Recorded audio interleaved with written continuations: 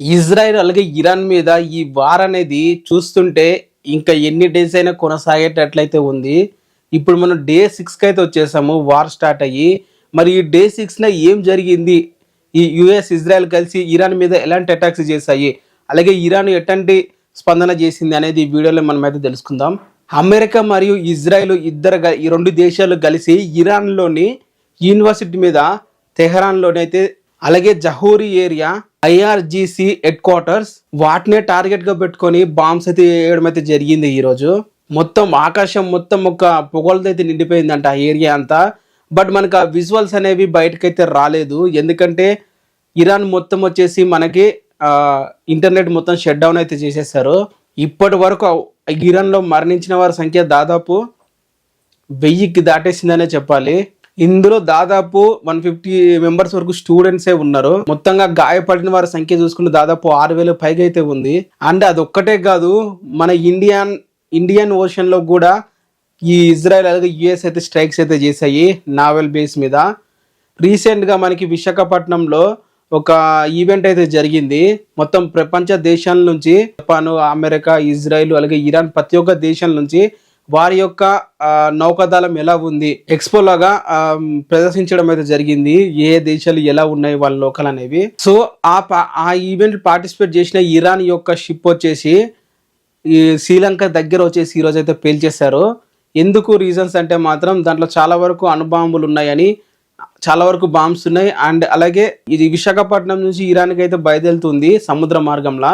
మన Indian borders దాటేసింది, మన Indian scene కూడా దాటేసి శ్రీలంకని దాటేసి కొంత దూరం వెళ్ళిన తర్వాత అమెరికా అయితే దాని మీద దాడి అయితే చేయడం జరిగింది. సో ఇది ఇండియన్ కేటగిరీలోకి అయితే రాదు. ఇండియన్ మీద చేసిన దాడిలాగా అయితే అసలు కన్సిడర్ చేయకూడదు, ఎందుకంటే ఇది ఇండియన్ ఓషన్లోనే జరిగింది తప్ప ఇండియా ఓషన్లో అయితే జరగలేదు. అంటే మనకి కొంతవరకు బోర్డర్ ఉంటుంది ఇండియాకి అలాగే ఇండియన్ ఓషన్ కూడా.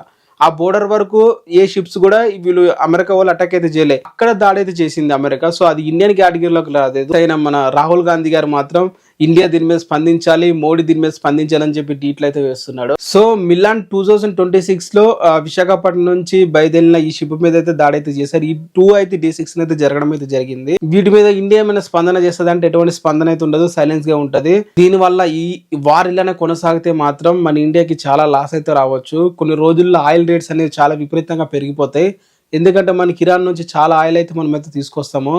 అండ్ అలాగే రష్యా నుంచి కూడా ఈ IRIS డోనా ఈ షిప్ పేరు అనమాట. సో ఇది గైస్ ఈ రోజు జరిగిన ఈ డే 6 జరిగిన వార్ కి సంబంధించిన విషయాలు. కలిసి ఇరాన్ మీద ఇంకెన్ని రోజులు ఇట్లా వార్ చేస్తుంది అనేది చూడాలి. నాకు తెలిసినంత వరకు మాత్రం ఇరాన్ మాత్రం అసలు భయపడే ప్రసక్తే లేదు. వాళ్ళ లీడర్ లేకపోయినా గానీ ఎవరికి వాళ్ళే లీడర్ గా బిహేవ్ చేసి మరి వార్ అయితే చేస్తున్నారు. వాళ్ళ యొక్క స్పిరిట్ కి మెచ్చుకోవాలి.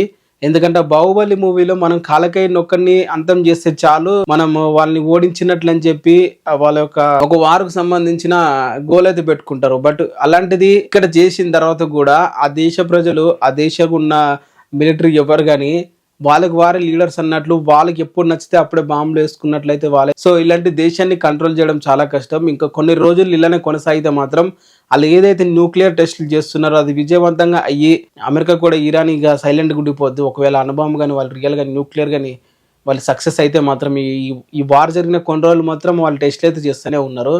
సక్సెస్ అయిందంటే మాత్రం ఇంకా సైలెంట్గా ఉండాల్సిందే. మరి దాన్ని ఎలా అమెరికా కంట్రోల్ చేస్తుంది అనేది ఇంకా మనం చూడాలి. ఇది గైస్ వీడియో. రీసెంట్గా ఒక సబ్స్క్రైబర్ ఈ వార్ మీద ఒక వీడియో చేయమన్నాడు, అందుకే ఈ వీడియో అయితే చేస్తున్నాను.